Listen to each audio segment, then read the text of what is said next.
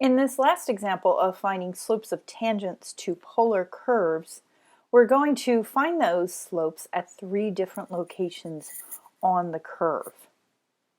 Let's go ahead and determine our derivative first, and then we will be able to substitute in the 3 different values of theta that we are provided.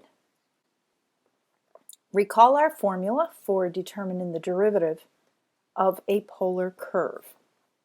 Applying that to this problem, we have r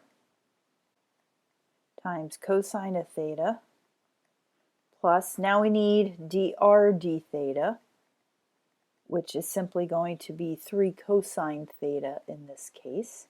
So we will have that in place of dr d theta. And we need to multiply that by sine. For our denominator, we have the negative of r times sine of theta plus that dr d theta we obtained, now multiplied by cosine theta. So we have some distributing and simplification that we can do. We need to distribute this cosine in the numerator, and we have 2 cosine theta. Distributing to the second half of the binomial in the parentheses, we have 3 sine theta cosine theta, but notice we have another 3 sine theta cosine theta after the plus sign. So together they make 6 sine theta cosine theta. In the denominator, we need to distribute both the negative and the sine, giving us negative 2 sine theta. We then have negative 3 sine squared theta and a positive 3 cosine squared theta. You'll notice once again we have opportunity to simplify this by using our double angle identities. 6 sine theta cosine theta becomes 3 sine 2 theta.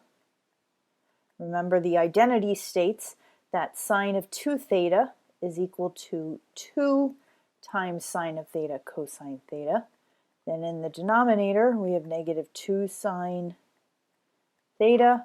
The negative 3 sine squared theta plus 3 cosine squared theta, that's our identity for cosine of 2 theta. So we have plus 3 cosine of 2 theta.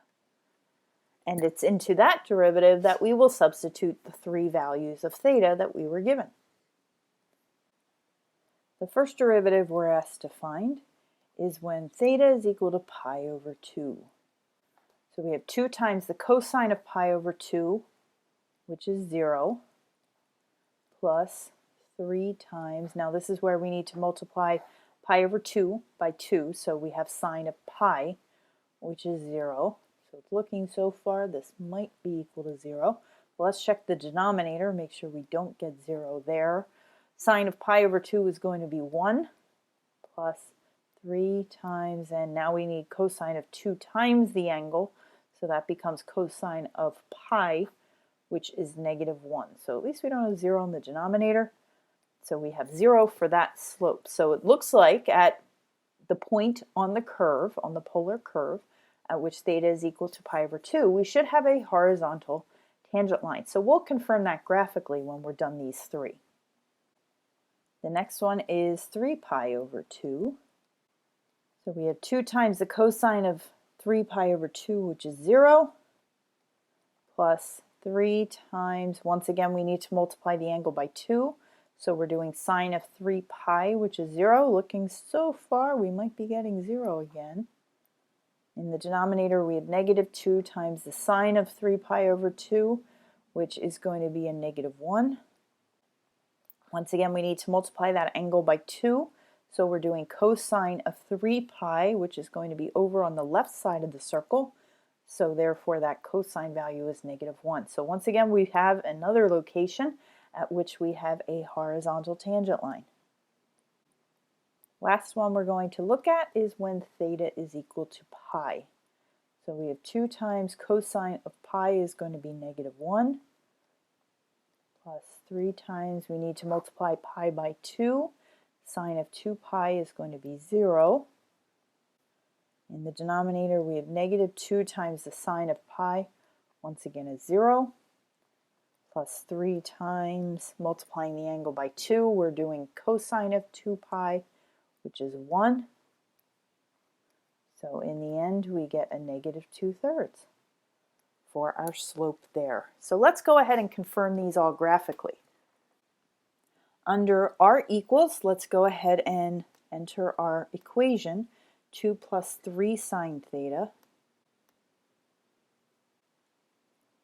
We have a limacon again.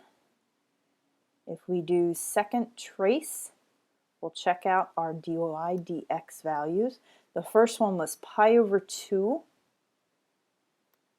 So enter pi over 2 for our angle. And notice we do get a slope of 0. That should be at the top of the circle. Let me adjust my window a little bit so we can see that a little bit better. Let me adjust my y's.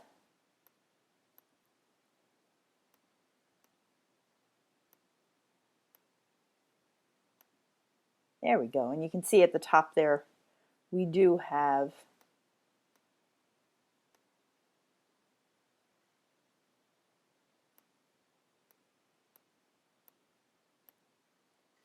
a horizontal tangent line.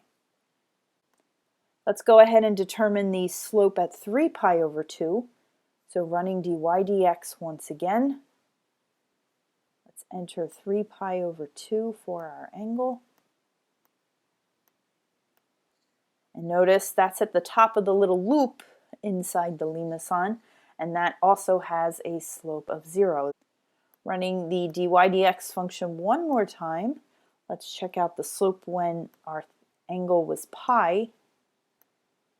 And that's right here on the left side of the limacon, and you can see the slope is a negative 2/3.